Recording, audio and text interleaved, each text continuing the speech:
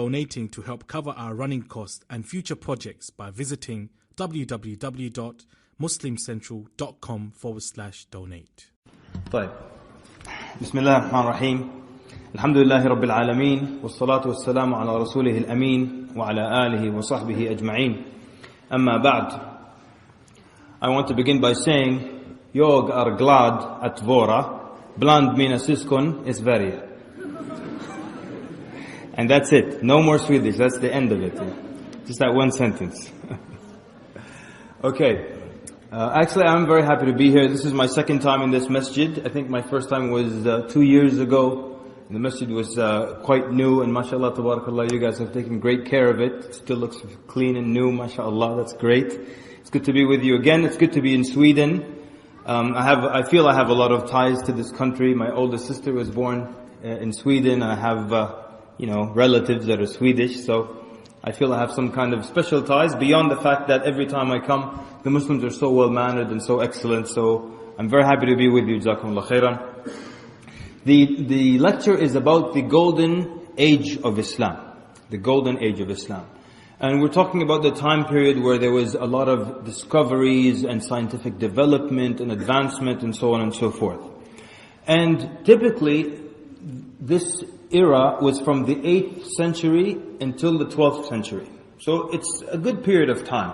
And realistically, we can't really cover everything that happened during this time, nor can we cover every scientific development and discovery and invention. And because the audience is primarily Muslim, what I wanted to do was begin with the causes that led to the golden age of Islam. What caused the Muslims to take so much interest in science and medicine and advance so much? And then give a brief description of just some of the advances and some of the developments and some of the names. There's so many names. We'll just take a few of the examples and then try to look at some of the theories as to why there was a decline in the golden age. For a time, if you wanted to look for knowledge, you looked towards the Muslims. And then there came another time when if you wanted to go find knowledge, you had to leave the Muslim lands to get knowledge somewhere else. So what happened, and we'll try to do some degree of analysis and find out what the issue is, and inshallah close off with what this means to us and what we do about that, inshallah azza wa jal. So, and one of the things is that a lot of times when you hear lectures about the golden age of Islam, it's kind of like all in the past tense. We used to do this. We were great. We were champions. We were smart.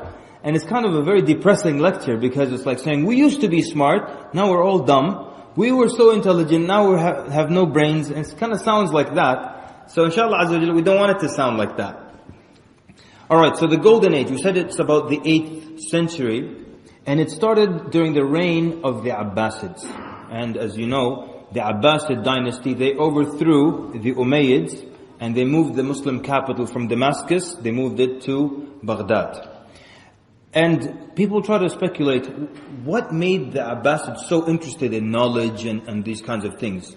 And some argue that in general, they were just going with the general encouragements in Islam towards seeking knowledge and things of that sort.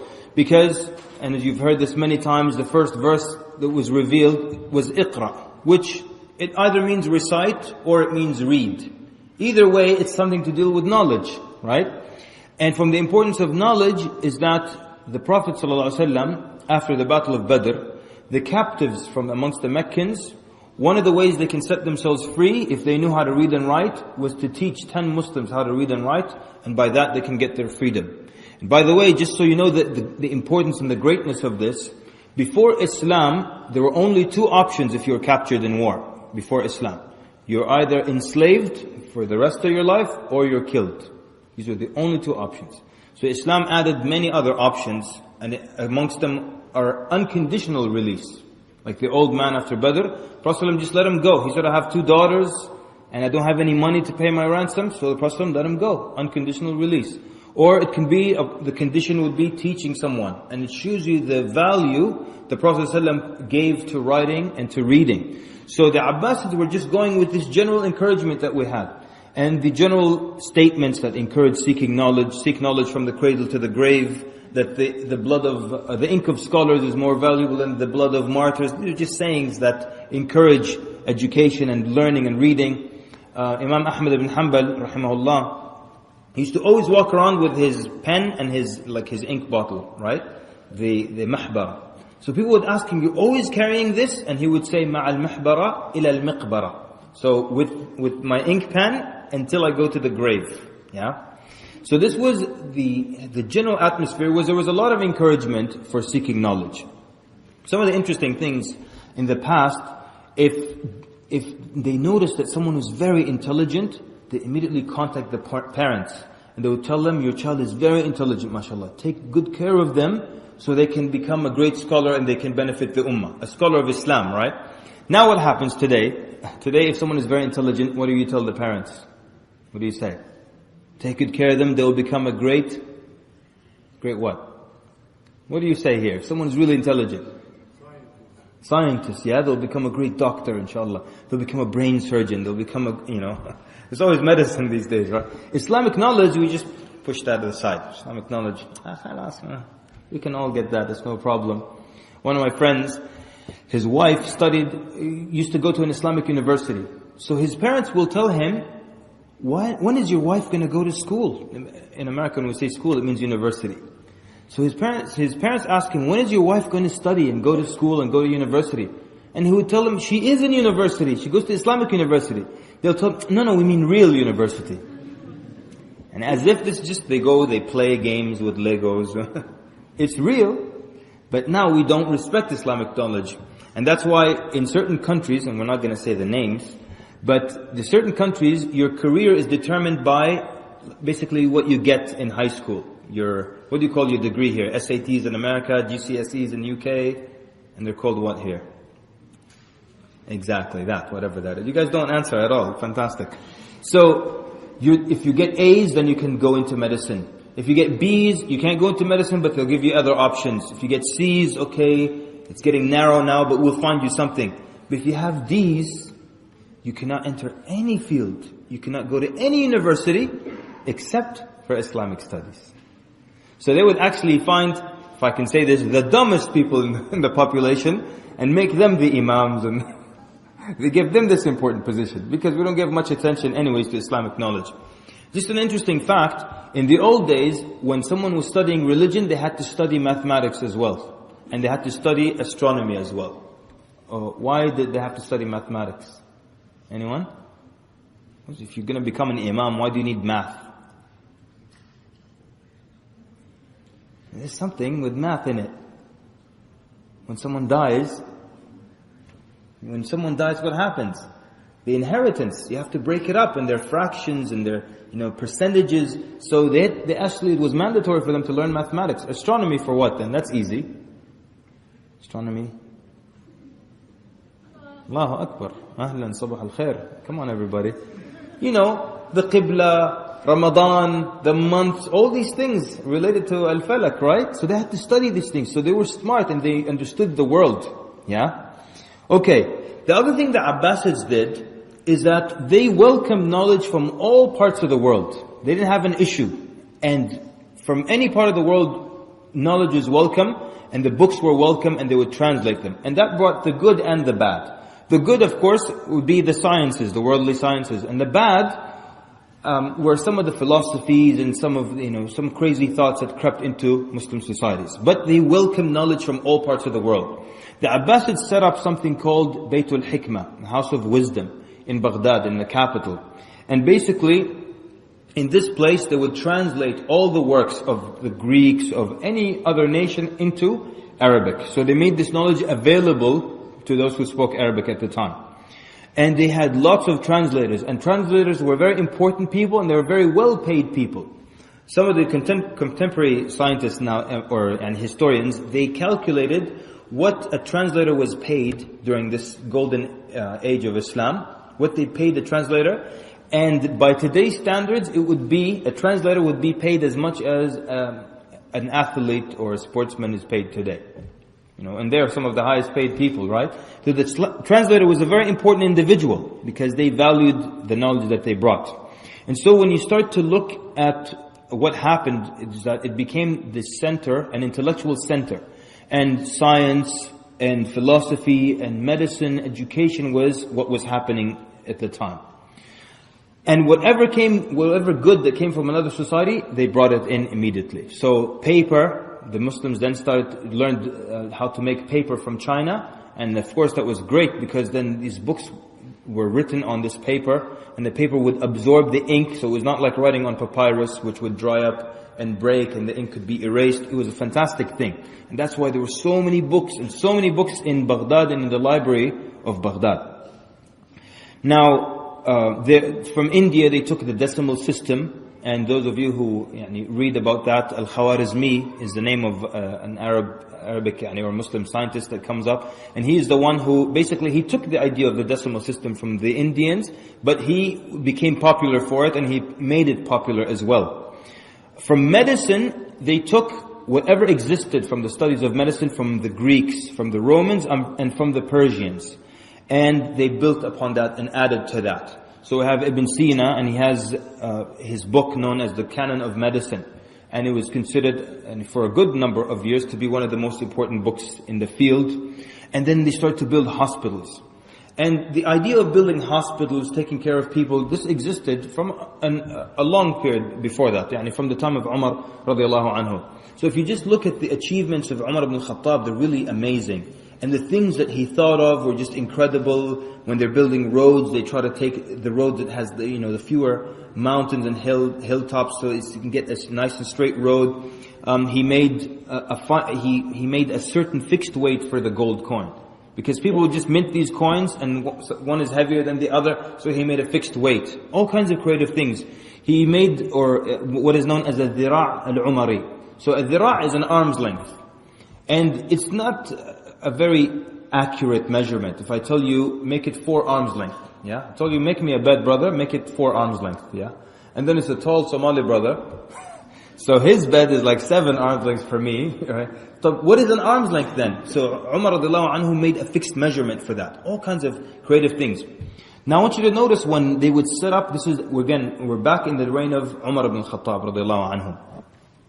When they would set up a new city, this is how they would plan out and design this city. A man would stand in the middle of the area where they're going to have the new city, and he would shoot arrows in different directions. And arrows will go a long distance, but more or less they'll fall in the same distance from each other.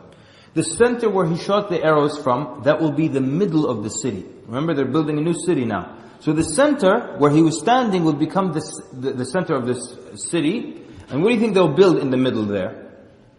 What do you think? Take a guess. What will they build in the middle of a city, of a new city? This is an Islamic city now. There you go. Ahsan, jazakallah khair. They'll build the mosque in the center. And so the Islamic city was centered around the masjid. Now what happens with these modern cities, when you go, all the roads lead to downtown. From all over the cities telling you downtown, downtown. When you get downtown, what is there?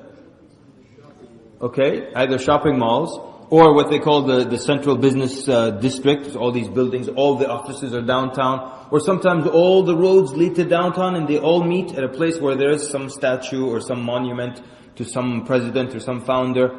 But the middle of the Islamic city was the mosque. And from there everything happened. It was the center, the mosque.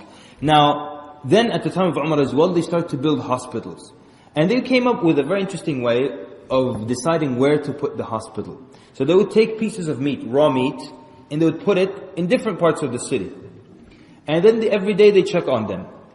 And the last one to go bad, to rot, is where they build the hospital. And it's clever because, as you know, the speed through which a piece of meat will rot will depend on humidity, will depend on the kind of air, is it dry air or not, the amount of sunlight. So the place where it rots the last, they'll consider it to be the best place for the hospital, and they will build hospitals there. It was very clever. Now, the Abbasids, going back to the Golden Age, they used to have hospitals, and the hospitals used to close at night. So then they passed a law that the hospitals will stay open 24 hours, never closing. This was in the 10th century. And that they made another rule that no one will be turned away from the hospital if they had no money. And this is exactly what happens in an Islamic state. The Islamic state takes care of everybody. And many of us, we still don't understand what an Islamic state looks like. We just think if you live in an Islamic state, it's scary. People with swords are walking around the street, And the Sharia is scary. And right now, if I say Sharia, even though this masjid is full of Muslims, when I say Sharia, the first thing you think about is what? A hand being cut and crawling away. Is that the Sharia? There's more to the Sharia than that. What about all the justice system in the Sharia? How there'll be no corruption from public officials, there's going to be no bribery, how the orphans will be taken care of, how the widows will be taken care of, how there'll be no poor people, it'll be so just. That's all part of the Sharia. But unfortunately, when people market the Sharia, they only market it in a scary way.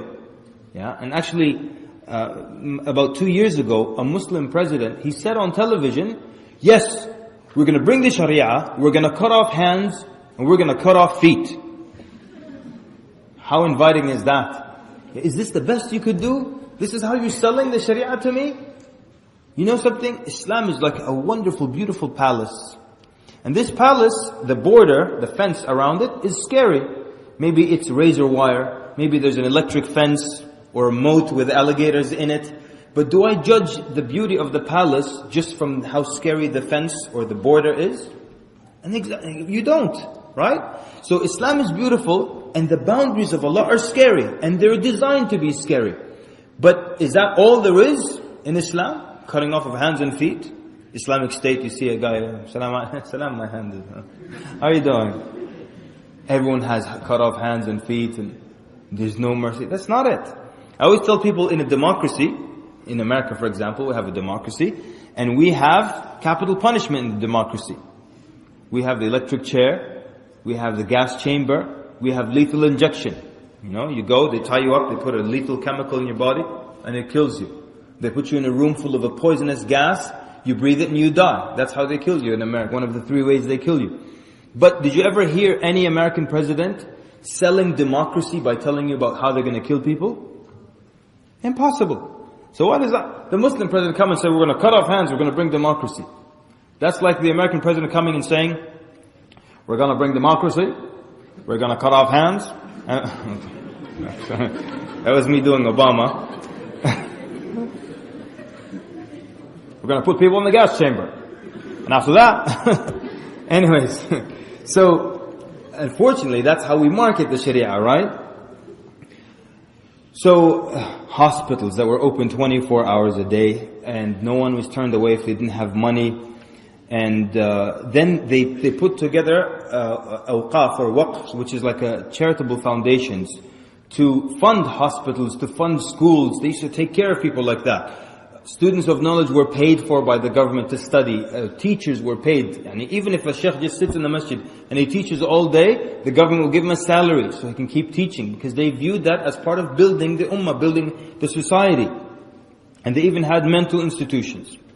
It's not like, you have a society where if someone's crazy, they're just walking around the street, hitting people. They made mental institutions for them.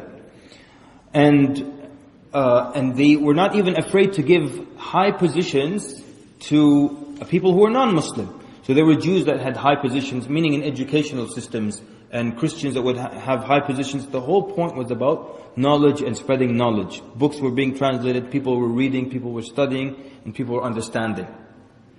Then you have, of course, certain specific individuals and characters that stood out, and there are many of them. But just some of the few we're going to look at. One of them was Ibn al-Haytham. And many of these names have been, they've been anglicized. So Ibn al-Haytham is Al-Hazan in English. Al-Hazan. That's it. Just like many names are given an English version, an anglicized version. So Ibn al-Haytham is known as Al-Hazan. I'll tell you something interesting, by the way. If you want to know the Muslim contribution to technology, to science, to the world, you have to kind of dig hard to a degree. And it should be, common and accessible knowledge to people, what the Muslims did for the world as far as sciences were concerned.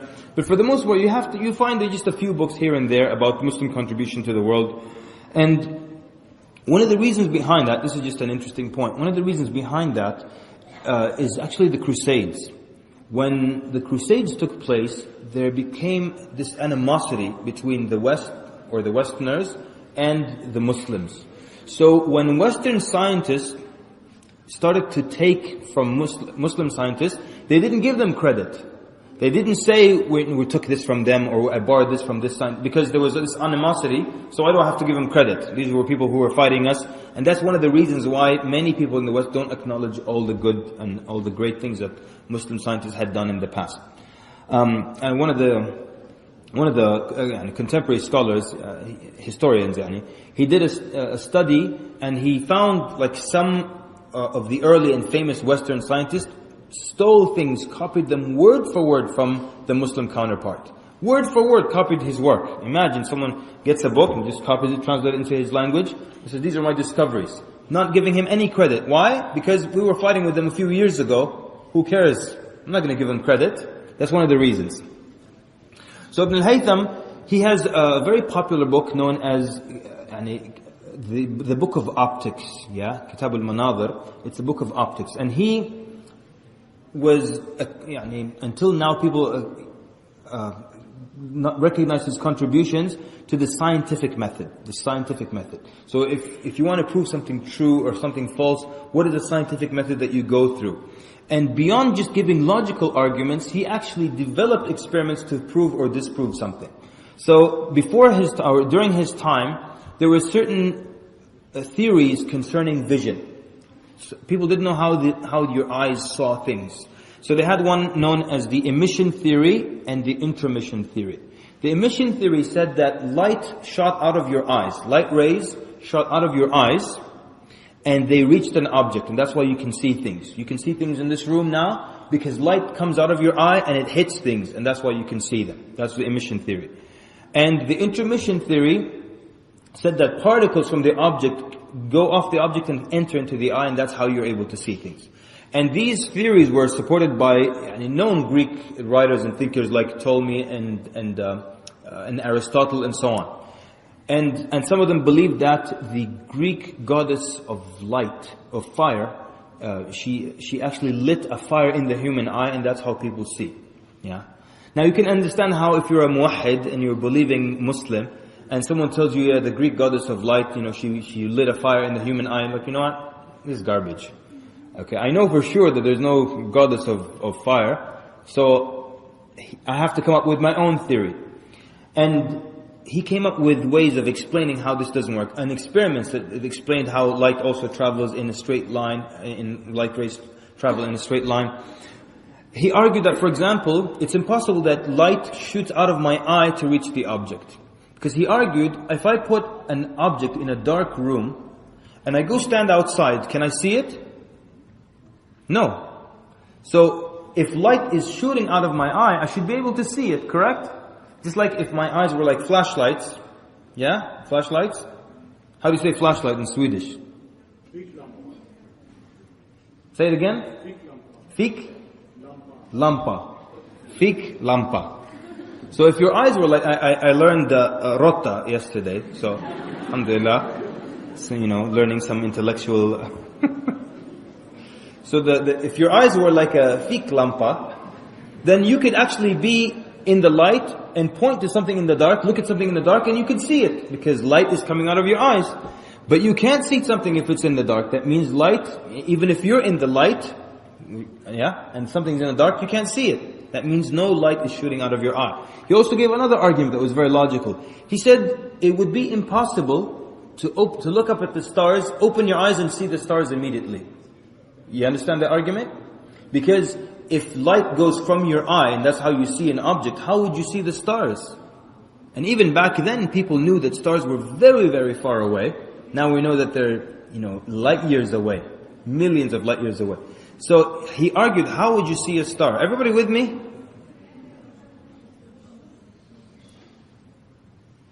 Thank you. Sisters have to keep talking, huh? Who talks more, brothers or sisters? You sure? Sister said that. Thank you for saying that. What do you guys think? Who talks more, brothers or sisters? You think so? You sure, huh? MashaAllah. Why do we think that? Actually, research has shown that men and women speak almost the same amount of words. But we always think women speak more than men. And we make a lot of jokes. I was very sad when I read about this research. Because now all the good jokes that I have, I can't use them anymore. They said, I'm going to say them anyways. They said this guy, these two women were in jail together for 10 years. For 10 years they're in jail together talking. Then they let them out of jail at the same time. So one of them tells the other, let's go to my house, finish the conversation.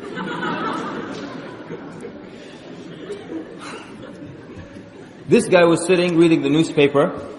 The phone rang. So his wife answered and she started talking for 1 hour. After 1 hour she put the phone down. Her husband asked her, who was that? She said it was the wrong number.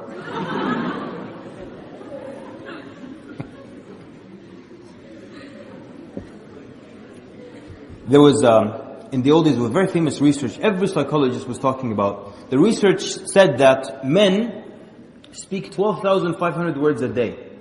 And women speak 24,500 words a day. And this research was good news for us men. But then guess what? They discovered that this research, even though many books over the years were quoting it, is actually not true. There is no such research. And the research that was conducted at the university level shows that men and women speak an equal number of words actually. Yeah.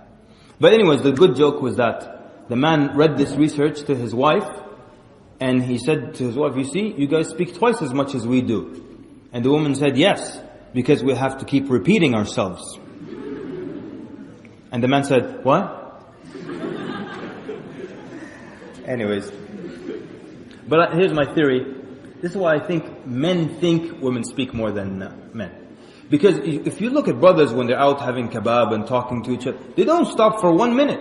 Brothers don't stop talking. Pay attention to it next time. They don't stop for a minute.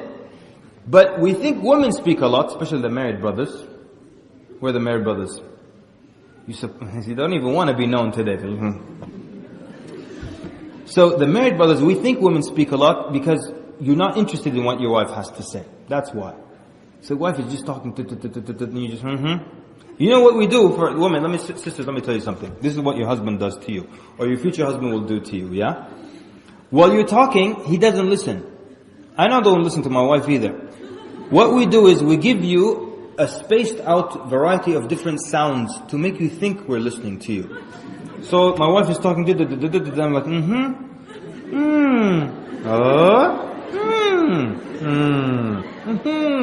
like that. But of course the woman is smart. After a while she notices, she says, are you listening to me? So the man says, yes. So what happens, I know we're going off topic here big time, but then the woman says, were you listening to me? The man says, yes. She says, what did I say? Now let me tell you a secret, sisters. All men, they have in their brain a recording device that records the last 20 seconds of conversation. So when you stop and you tell him, were you listening to me? What did I say? He rewinds. He tells you, well, you said Sister Fatima shouldn't have said that about Sister Aisha's hijab. So, yes, anyways. And so I was saying that the woman continues.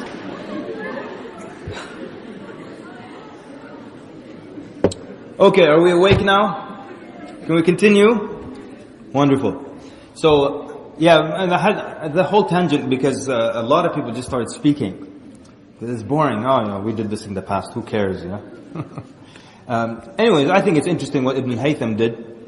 So he argued that how could you see the stars that are so far away if light is going from your eye to the stars? You would be standing there for millions of years. Yeah? Brother wants to show you something. Wait, brother, I'm trying to see the stars. I've been waiting here for a while. Yeah? And he did a bunch of very interesting, very intelligent experiments. So his book, the book of optics, remained the most important books in the field for 700 years. 700 years. Until Johann Kepler came later on and wrote a more updated, more important book. But 700 years it was the most important book. And any of you studied the scientific method, you may hear the name Al-Hazan or Ibn al-Haytham, because he was of those who kind of put together a scientific method. He didn't just using logic refute, but he put together scientific experiments to prove or disprove any idea. How are we doing? We good? There was Abu Bakr al-Razi, and he was of the first to establish a direct link between bacteria and infections. And he actually came up with an antiseptic. So if there's surgery, if there's a wound, you apply an antiseptic to prevent infection or to prevent bacteria. Ibn Nafis is the first one to discover that there's something known as a human circulatory system, that there's an entire system in the body that blood revolves, and circulates the body using the system going in and out of the heart and so on and so forth. Al-Jahid actually described, basically he described evolution. Now, not evolution meaning you were a monkey then you became a, evolution meaning animals adapting and changing. And he gave a description that is very much so exactly what adaptation and evolution of animal species is, very accurately. Another by the name of Umar al-Khayyam, he had a calendar, and this calendar, he designed the calendar, and for 500 years it was off by just one day. Fairly accurate calendar. So we're trying to see then that from all different sciences and all different fields, Muslims were doing a great deal, and they were making developments and advancements. And one of the reasons, as we said again today, people don't give them much credit, is that when Western scientists took from the Muslim scientists, they didn't give them much credit, unfortunately.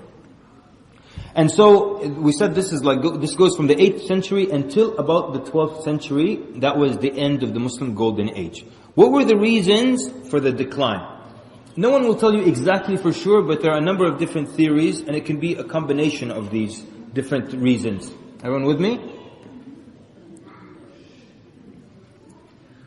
There's one theory, or one opinion that says it's due, well, this is after the collapse of the Abbasid dynasty, and now the Seljuk Turks took over, and some argued that it was the theologians that started to kill science. But there's some experts that disagree with this opinion, that meaning basically the imams, the mullahs, the maulanas said, no, this is all garbage, all this system of using science and thinking was not good, and they killed it. So many people actually say this is a very weak opinion, that it was theologians who killed advancement. Another opinion says it was a combination of the Crusades, which was in the 11th and 12th century, and the Mongols. The Mongols first approached the Muslim empire, it was in 1206. So they said it was the Crusades, the combination of the Crusades and the Mongols that started to help the decline. Others approximate the end of the Muslim golden age to exactly 1258, the year 1258. How they come up with this? People are bored here. Huh? Golden age. What golden age? I didn't come here for golden age. What did you come here for then? Someone shush those guys. Thank you. So how did they pick this date, 1258? Because this was the sack of Baghdad, when Baghdad was entered and destroyed by the Mongols. Some actually say this, like if there was a definitive moment where you could say this is when the golden age died, it would be when the Mongols entered Baghdad. And if you ever read the history of how they entered Baghdad, it was really, really heartbreaking, really sad, devastating. And they entered Baghdad. It involved a number of things where, in the beginning, Holako told the Abbasid Khalifa, send me all your scholars, your nobles and everybody. And immediately, he had all of them killed. Yeah? But he kept the Khalifa alive so he could come back and show him where the gold is, the Muslim gold is. And so the Mongols come in and they take years and decades of Muslim gold, and they took it and they used it and so on. Then they started to kill people for days. For 40 days, they were killing people left and right in Baghdad. And they were very severe, very, very severe. Where one soldier would come, he turned into this road where there were 40 babies that were killed. Small infants that they were alive. These 40 babies were on the floor, on the ground, in the street, because their mothers were killed.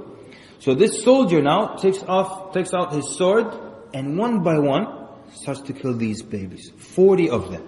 And I always ask people, what would it take and what goes through the mind of a grown man when he has to kill 40 babies? And what would make you do something like that? And the Muslims, for 40 days, while they were being killed, they did not raise a single hand against the Mongols.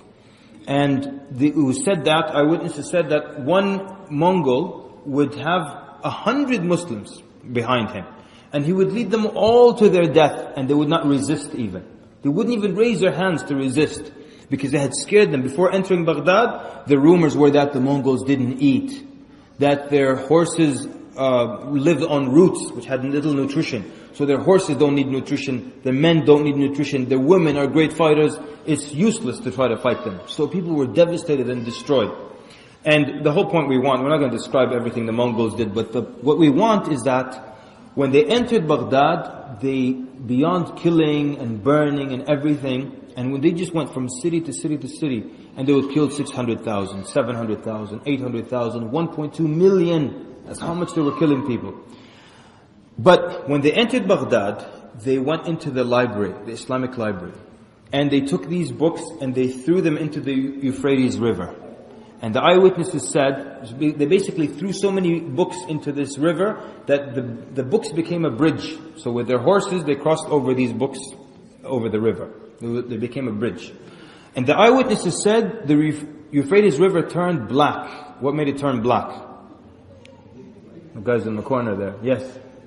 Fantastic. The ink, yeah? Unbelievable. So the ink, the water would flow through these books and just take the ink out, and the river became black on the other side.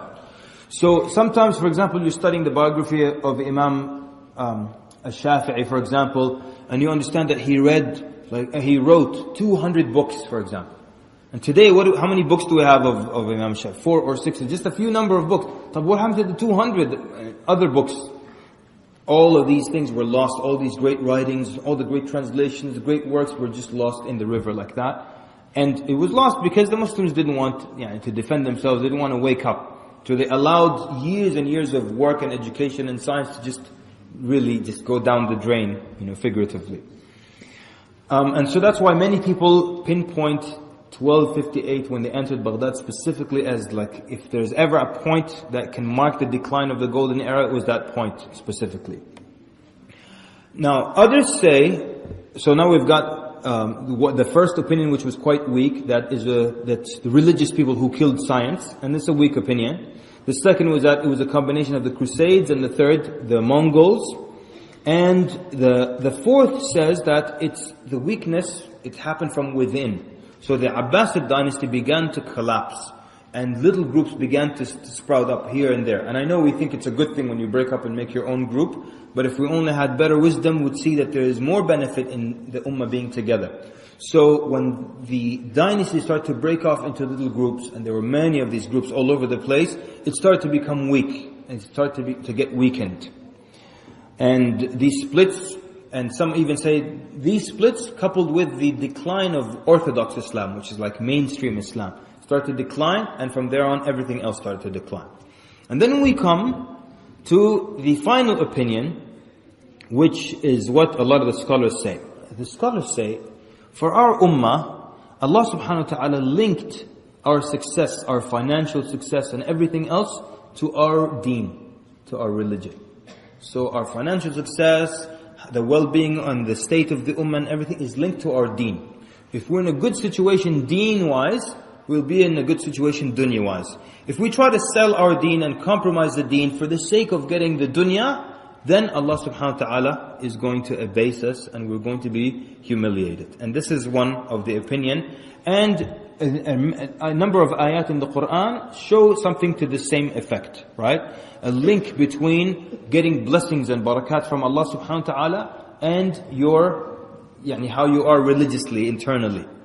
A huge link. And that's why Umar ibn Khattab radiallahu anhu, during his khilafah, he would have his generals send him a journal of the spiritual condition of his soldiers. The spiritual condition. Because he knew that the iman of the soldiers was the main tool and the main weapon and the main cause of victory. It's not about numbers specifically or just about technique, but it was about that.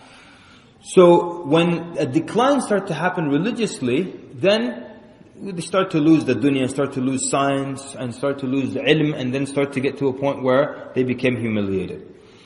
Allah subhanahu wa ta'ala says in the Quran, وَلَوْ أَنَّ أَهْلَ الْقُرَىٰ آمَنُوا وَاتَّقَوْا لَفَتَحْنَا عَلَيْهِمْ بَرَكَاتٍ مِّنَ السَّمَاءِ وَالْأَرْضِ. Yeah? And if the people of the village believed, believed, and had taqwa, وَاتَّقَوْا لَفَتَحْنَا عَلَيْهِمْ, we would have opened for them from the blessings of the heavens and the earth. Believe, have taqwa, have iman on Allah Azza wa Jal. And He'll give you from the blessings of this dunya, from the blessings of the heavens and the blessings of the earth. But they belied the messengers, and so they were taken with this punishment. Likewise, in another verse, Allah subhanahu wa ta'ala talks about إِنَّ اللَّهَ لَا يُغَيِّرُ مَا بِقَوْمٍ حَتَّى يُغَيِّرُوا مَا بِأَنفُسِهِمْ. And this verse is saying Allah does not change the condition or the situation of a people until they change what's in their heart. Now, if you look at the tafsir of this verse, it's actually speaking about when you're in a good situation. Allah won't change your good situation to a bad one until you internally change to become bad as well. Now, the scholars also say the opposite is also true. Yani, they're saying you can reverse the verse and it would be correct. Meaning, if you're in a bad situation as well, you want it to improve to become a better situation, you actually have to improve here, religiously. And your situation will improve. That's why, if you want to go back to the Mongols, when Shaykh al-Islam ibn Taymiyyah rahimahullah, when he resisted the Mongols, one of the first things he did, he first sat down and started to teach the people religion. Because you're at a bad religious state, how is Allah going to give you victory? So first he taught them, then he took them to fight against the Mongols. And that was the mentality, that was the understanding. And so, as we said, Allah subhanahu wa ta'ala linked our success in the dunya to our deen. If you examine, for example, the most cash-rich area in the world, where is it? The most cash-rich area. America is not cash-rich, it's all credited. So cash, where? Where is it? It's the Middle East, Ahsan. It's the Middle East, the most cash-rich area in the world. So it's not Muslims today. What's the problem with Muslims today? Oh, there's no money. No, there's a lot of money. So that's not the problem then. There's money. Oh, Muslims are just not smart. Are you kidding me? Very smart. And I don't know about Sweden, but in America, okay, and don't put this on YouTube, yeah? But in America, all the smart and the brilliant scientists, they're from Pakistan, from India, from Iraq, from all these places. They're all Muslims. NASA, loaded with Muslim scientists. But, of course, they don't come on TV.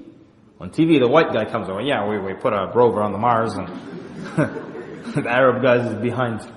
That was my idea. You know?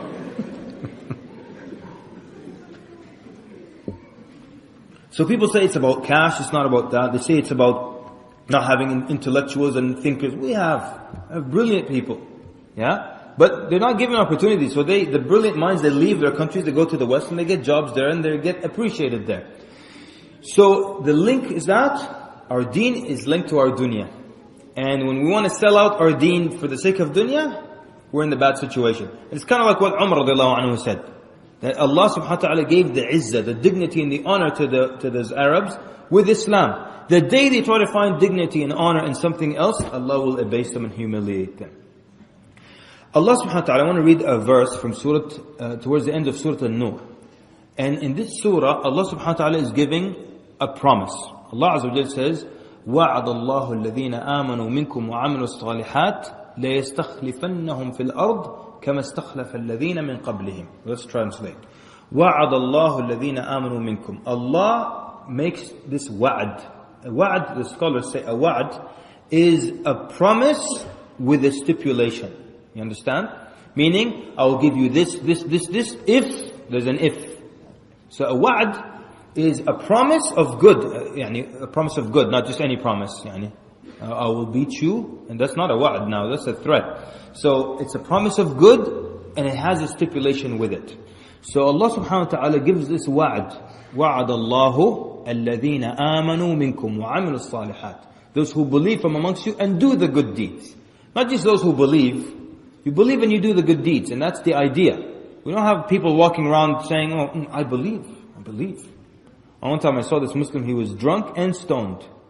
He was saying, I'm drunk and I'm stoned, but I believe. I said, really? So does Iblis. Is that Iblis knows there is a God, right? Iblis knows there is Allah. Didn't he speak to Allah? It's not enough to know there is a God. It's about action. Yeah? So it's not enough to say, we believe. So here, Allah promised those who believe amongst you and they do the righteous deeds, لَيَسْتَخْلِفَنَّهُمْ فِي الْأَرْضِ. يَسْتَخْلِفَهُمْ فِي الْأَرْضِ means He gives them like the sovereignty of the earth. They will be in charge of the earth.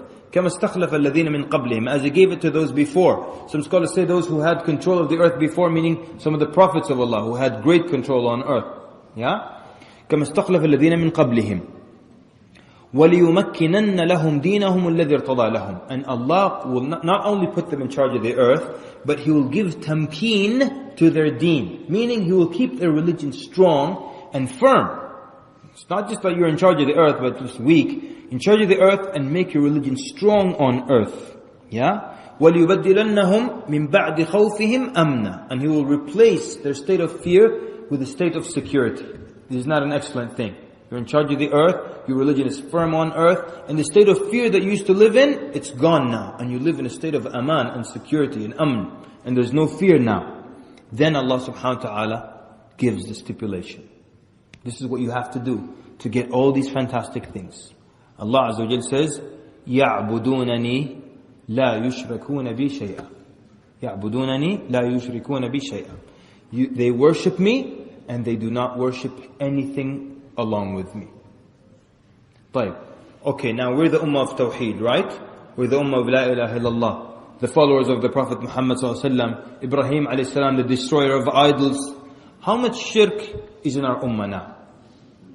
How much shirk is in our ummah now? Shirk is when you worship something besides Allah. Or when you worship something else along with Allah. So you pray to Allah and you pray to something else with Allah. Even if it's 1%. Allah Azza wa Jalla says in a hadith Qudsi, أَنَا أَغْنَى الشُّرَكَاءَ عَنِ الشِّرْكِ. I am in need of partners in the least. Whoever worships me and something else with me, even if you worship Allah 99%, and you give 1% of worship to something else, Allah will take the 99 to Him and give it all to that thing. Because Allah is not in need of partners in the least. And this is the worst and biggest sin in Islam. And we're the ummah of Tawheed that fights against shirk. How much shirk is in the Muslim lands now? And I'm talking about blatant shirk. Like graves where people go and call upon dead people and make tawaf around dead people. All these kinds of... How much shirk is in the ummah now? How many thousands of graves? And I don't want to say names of Muslim countries. Yeah? But in one Muslim country, they calculated 5,000 graves that are worshipped. Where people visit a lot and make dua to and so on. Yeah? And in one other country, 3,000. In this place, this many thousand. So much shirk in the ummah. And this is just one type of shirk, the blatant one where you go to a grave and there's a masjid with a grave in it, all these kinds of things. How about all the other types of shirk? Where you, instead of relying on Allah, you're relying on a folded piece of paper that has drawings and stars inside it, strange words in it. You're relying on this weird thing, boiled egg that you have to hide under something. All these kinds of weird things. And your heart is attached to these things. These tama'im, amulets, yeah? The Prophet ﷺ said, "Man ta'allaqa tamimatan faqad ashrak." Whoever hangs an amulet, he's committed shirk. I'm hanging this thing to protect me, to defend me. And this man was telling me once, we said this in a lecture, and this older man came, and he said, "Why are you saying these things are bad? These things are good. These things that you hang around your neck, they protect you." And he told me a story about how his cousin, escaped from, a war zone through a border, and he was traveling in the depth of night, and he could hear the soldiers, the enemy soldiers, and he was trying to escape, yeah? And he could hear them, and as he walked closer to them, he could hear their voices getting closer and closer. It was pitch dark, they can't see each other. And the man told me, as he got closer and closer, he kept squeezing this thing harder and harder and harder, until he made it through. So he says, why do you say these things are bad? This thing saved him. And I told him, that's exactly what we're saying. You said this thing saved him, but it was Allah who saved him. Allah saved this man, and tell me this little folded piece of paper saved him. If these folded pieces of paper protected you, what's the argument? Why would they protect you? They tell you, well, they have Quran in them, that's why they protect you. Really? Open them up. I used to have some of those that were opened up, and I would take them around and show them to students. They don't have Quran in them. They have half a verse, and they have stars and jinn language and all kinds of weird things. I've never opened one that had Quran in it. And if it had Quran in it, you still have a problem. You're going to go into the bathroom with it? You can't take Quran to the bathroom. Well, then I'll take it off. Okay, while you take it off, who is going to protect you while you're in the bathroom? Allah. Well, then why do you need it outside of the bathroom? Okay, if one verse is going to protect you, why don't you just hold the whole mushaf and walk around? How about that? So this is what the Quran has come to now, where you buy a little Quran so you can put it in the glove compartment in your car so you'll be safe, no accident, inshallah. Have little Quran under the baby's head. We were just talking about that. You know how there's this little microscopic Quran, and then when you have a newborn, you take it, you put it under the baby's pillow to protect the baby. Yeah? Does it protect babies? Okay, here, if you want, let's say maybe you go to a family, and they just had a newborn baby, and you found they had a small Quran under the baby's pillow. So you want a quick, when in da'wah you have to be smart, yeah? You want a quick technique to show them that doesn't protect the baby. I'm going to tell you the quick technique. Go to their house and smack the baby. That's the technique, that's it. It will prove that it doesn't protect, so khalas, I'm joking, some of you are like, why they bring him? Don't bring this guy again. Okay, I think I've gone over an hour almost, haven't I? Huh? Yes, huh? Bored, huh? Bring Muslim Bilal here, that guy is fun. He's got good poetry and stuff. Get this guy out of here. Muslim Bilal's coming soon, inshallah. Just let me end with this, okay? I want to end with this. So what does it have to do with us? Are we just talking about the past and there's nothing we can benefit from? A number of things. Number one, we should be aware of taking care of our education. And sometimes people start to get religious and they start to say, this is just about dunya. This is just about money. I'm concerned with akhirah. MashaAllah, aren't you Abu Bakr, huh? Don't play games, okay? Many times, I had a lecture recently, and the brother who was announcing it was saying, we're talking about the real success. Who cares about grades and dunya and homework? Where is this guy? Is this your excuse for failing? Yeah, brother, I got an F, alhamdulillah, I care about the akhirah. Don't care about no paper. Many times I would meet brothers, where are you going? To the university. To me, they would tell me, all this running around for a piece of paper. Okay, if that's what you think it is. Fine. So, look, you being religious and failing in school have nothing to do with each other. And the companions were all brilliant people. And they were all successful people. And the intelligent Muslim is the one who uses his dunya and translates that and changes it into deen. You can take anything with you to the next life. Can you take your car to the next life? Just like, can you take Swedish crowns to Germany? Yeah, but you just have to convert it into another currency that's acceptable in Germany, right? I can take my car, I can take my farm, my house to the akhirah, but I convert it into ajr, and I can take it with me. That's an acceptable currency, if I can use that term, in the akhirah. So some people, they got their dunya and they use it to get their deen. And others, no, khalas, I divorced the dunya. What are you, 17? You divorced the dunya? And 2 years later, I need to get married, brother. You shouldn't have divorced the dunya, habibi. See, this will help you get married. So, Uthman radiallahu anhu was a millionaire. By our standards, he was a millionaire, multi-millionaire. And he used his deen to buy, the Prophet ﷺ can do that for you, right? He used his deen to get Jannah. Prophet ﷺ wanted someone to donate to the army of Tabuk. Who will prepare the army of Tabuk and he will get Al-Jannah. So Uthman radiallahu anhu got up and he said, I will give 100 camels. بِأَقْتَابِهَا وَأَحْلَاسِهَا. Meaning, fully loaded, ready to go. With reins, saddles, stirrups, ropes, everything. Not just going to give you camels, you find your own ropes. Ready to go. Full tank, well fed. Then the Prophet ﷺ, because he said, who will get Al-Jannah? So he got it now. Then Prophet ﷺ asked again. Uthman radiallahu anhu got up again and gave another 100, fully ready to go. Then he sat down. Then Prophet ﷺ asked again. Then he got up again. Narrations say he got up 7 times. One narration says he got up 10 times. So he used his money to get Jannah. Abu Bakr used his money to support the religion. So there's no contradiction here. Most people think, khalas, if you're religious, don't matter about the dunya. And be a failure and always be broke and smoke is coming out of your pockets. Why? And we want the imam to be like that always. I always talk about the imam and the imam's car. We want our imam to have a broken car with smoke and dust and rust in it. And what happened? Imam's car broke down. Brothers and sisters, imam's car broke down. We need to buy him a new battery. Please donate. Always. And if imam has a nice car, people get offended. Imam, why do you have a nice car? There was an imam in America, he had a Mercedes. One of the board members came to him. He said, You shouldn't drive a nice car. You should be a role model.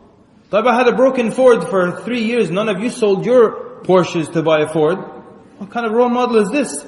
I just have to live in poverty and you guys have to. Yeah? Anyways, so this strange here, and this is a big disconnect you find amongst Muslims, that if you're religious, khalas, then I shouldn't have wealth, wasn't Abu Bakr wealthy, wasn't Umar wealthy, wasn't Uthman wealthy, Abdurrahman ibn Auf, they were all wealthy. Alright, and my last point, because I've gone too over, and we don't want to keep Muslim Bilal waiting. I know you guys are like, get out of here, we want Muslim Bilal. And guess what? I do too. And so we're saying, in the end I want to say, find your role, find your part. Everyone in here has a talent, everyone has a skill, and every skill can be used to benefit the religion of Allah Azza wa Jal. But nobody, and our ummah is not at a time where we can afford to just sit back and watch. Everyone has to roll up their sleeves and do something. Do not belittle what you can do. Do not belittle your part. Do not say, oh, I'm just a young guy, I'm still in school and what have you. You can do whatever you want to do, okay? You believe in Allah Azza wa Jal, you plan properly, and you want to do something for this ummah. And the least case, if you can't do anything, you're a complete loser, you have no skills, make dua for the ummah. And that's not simple. How many of us here always make dua for the ummah? So only when there's a calamity, Syria, Egypt, Afghanistan, khalas, I barely now have energy left. How many of us constantly make dua for this ummah? Do that, yeah? And I'll stop here inshallah, and because I don't want to go over and we don't want to keep Muslim Bilal waiting. I want to tell you that I'm here with, I came for a conference, and I'm also here during this tour with Al-Maghrib Institute. Who's heard of Al-Maghrib Institute? Put your hands up. Oh, that's a small number. Here's the great news. Al-Maghrib Institute is now coming to Sweden.